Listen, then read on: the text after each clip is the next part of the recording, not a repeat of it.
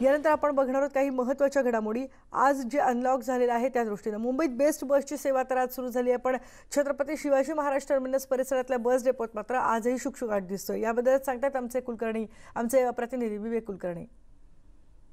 Mumbai Chhatrapati Shivaji Maharaj टर्मिनसचा bus depot हा कायम गजबजलेला असतो, मात्र आज चित्र विपरीत दिसतंय।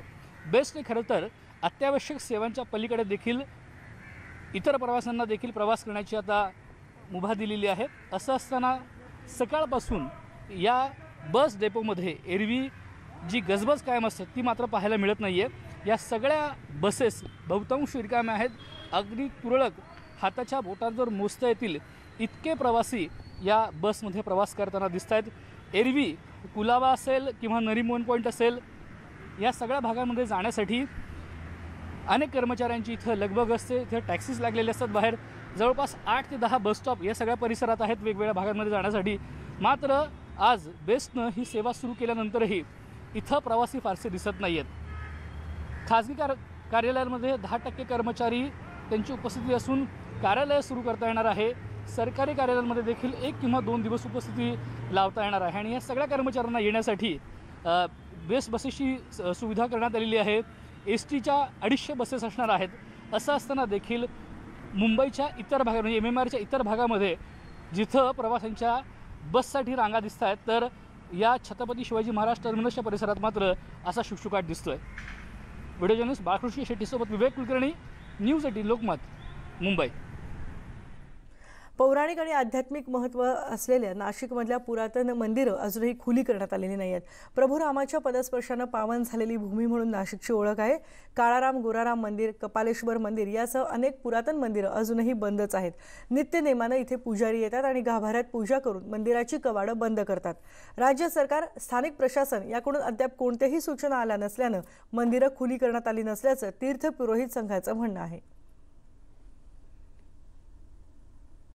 देशातील प्रमुख धार्मिक स्थळ मानलं जाणारं नाशिकच्या रामकुंडावर आता आपण आहोत। याच तीरावर अनेक पुरातन मंदिरं सुद्धा आहेत। आज खरं तर अनेक मंदिरं उघडण्याचे संकेत देण्यात आलेले आहेत, पण प्रत्यक्ष परिस्थिती आपण काय ती पाहूया। गोदा तीरावर असलेले पुरातन मंदिर अजूनही कोणते उघडण्यात आलेले नाहीये आणि याचबरोबर आपण बघतोय की आता हे गंगा गोदावरी मंदिर हे पंचकोटी पुरोहित संघाचं अत्यंत पुरातन मंदिर मानलं जातं आणि याच या मंदिराचा गाभारा आता आपल्याला उघडलेला दिसतोय। नेमकं आजपासून मंदिरं उघडण्यात आली का, नेमकं काय परिस्थिती, आपण तेच एकदा जाणून घेण्याचा प्रयत्न करू।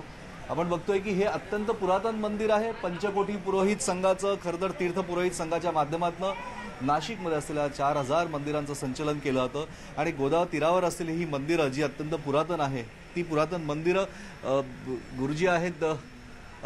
नमस्कार। एक विचारायचं आहे की आजपासून सगळी मंदिरं सुरू झालेली आहे अशा प्रकारचे संकेत दिलेले आहेत। आजपासून हे मंदिर नियमित सुरू झालंय कारण गाभारा आता उघडलेला दिसतोय। नाशिकमध्ये अजून तशा काही सूचना आलेल्या नाही आहेत। नित्यपूजेचा जो हे असतो त्याप्रमाणे नित्यपूजन झालेलं आहे। आता एक थोड्या वेळाने मंदिर एक बंद करण्यात येईल। अजून तसा निर्णय आलेला नाही आहे, ते कळल्यानंतर मग पूर्णपणे मंदिर सुरू राहील। नाही, निर्णय आला नाही म्हणजे की निर्णय कोणाकडून येणार, कसा येणार?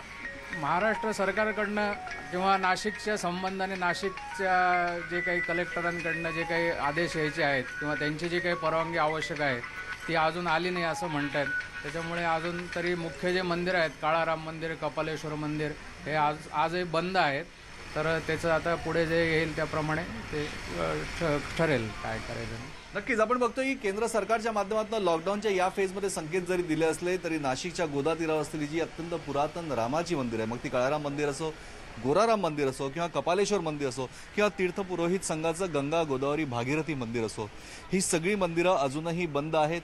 या तीरावर असलेल्या सगळ्या पुरातन मंदिरांचे गाभारे केव्हा खुलतील, केव्हा उघडतील याचा निर्णय जो आहे तो सरकारकडून आलेल्या निर्देशानंतर होणार किंवा तीर्थ पुरोहित संघाने घेतलेल्या बैठकीनंतर होणार किंवा जे या आपल्या जिल्हा प्रशासनाच्या माध्यमातून त्यांना सूचना येतात त्याप्रमाणे येतात। पण नाशिकमध्ये अद्याप तरी कोणतीही मंदिरं, कोणतीही प्रार्थनास्थळं उघडली नाहीये। व्हिडिओ जर्नलिस्ट हेमंत बागुलचा प्रशांत बाग, न्यूज 18 लोकमत, नाशिक।